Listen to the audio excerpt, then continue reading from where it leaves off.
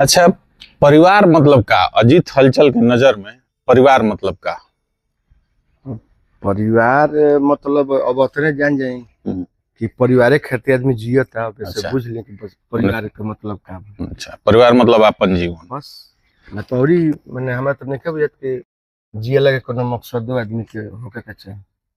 अच्छा, एगो कलाकार जब बड़ा हो जाला, मतलब बड़ा मतलब समझते बनी कि ओकर बिजी शेड्यूल हो जाला। जैसे रउए से हम बात करनी तो बिजी शेड्यूल में देत लास्ट में समय मिलल तो यही में से ज्यादा लगातार प्रोग्राम हो जाला। और जब ज्यादातर समय बाहरे बीत जाला तो परिवार के याद वाला तब अजीत हलचल का कर ले, खाली फोने पर बतिया के रह जाला कि ना भाई अब तनी कसहू समय निकाल के चलल जा। ना ये अभी तो पहले के तो आदमी रहे कि तनी एथी हो जात रहे ना, जैसे लगातार जैसे आदमी बलिया बक्सर गए उन्हीं प्रोग्राम बदल तो पहले तनी बर्दाश्त आदमी करत है, लेकिन अभी के सिचुएशन में तो हम कुछ अपन ऐसा सिस्टम बा कि अगर हमरा आजो बक्सर जाए के बा, हमरा घर से लगभग Buxar 150 kilometre, 150 kilometre, up down 300 kilometre, आ काल्हो बक्सर जाए के बा तो हमारा प्रयास रहे कि हम गा के आ सवेरे फिर घरे चली, फिर सांझे के माध्यम मतलब बाई चांस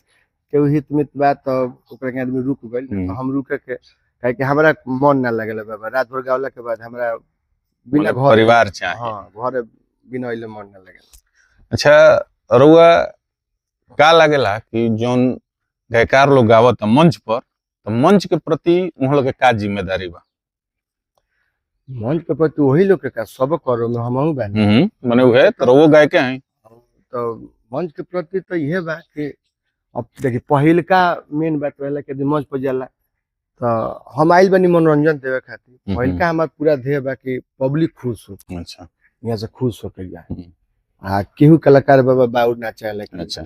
पब्लिक नाराज हो जाए। अच्छा, वही गतिविधि में कबो कबो निकल जाला। हाँ जैसे पब्लिक बात तो निमन का खुश करे खातिर कुछ कबो कबो एनियो नहीं हो जाला, हालांकि आदमी प्रयास में रहे कि उ सब ना हो काहे तो अब नाम भइला के बाद तब ई एगो रुआ सही करने की जिम्मेदारी आदमी के बढ़ेला तो हमके खुद अब मने मन में होला कि ना भजन हम पहले बनी बाउर पहले बनी अब ऐसा ना करे चाहिए तो प्रयास बा अपने के थी आदमी करते बा।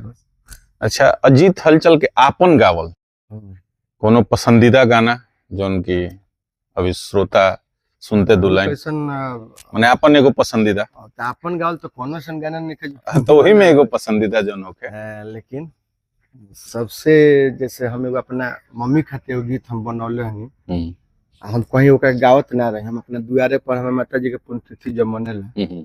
तो वो घड़ी हालांकि हम अपना मन से ना जैसे गोलू उलू सब कोई रहे अनुपमा बिक्कू तो भैया ना एगो गाव तो वही गीत गौले नहीं बाद ओकरा के लोग अब कहीं जाइले तो गीत के लोग फरमाइश करे तो हमारा जीवन के तो अब माई से जुड़ल गीत बढ़ चुकी तो वो गीत हमार माने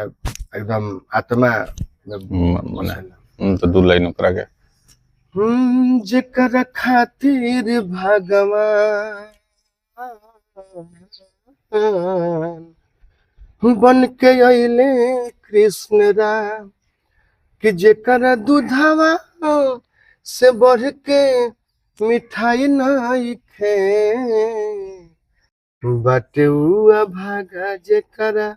माई नहीं खे बाटे हुआ भागा जेकर माई नहीं खे। देखिए कैसन गाना बा कि हमरो रोआ रोआ खड़ा हो गइल अभी। तो ये गाना माई के प्रति जोन बा हम बतावल जाओ कि हमरो माता जी नहीं थी तो ये गाना जब हम अजीत जी के सुननी नेट पर तो हमरो काफी दिल के करीब भइल तो यही से भइल कि अजीत भाई से पूछल जाओ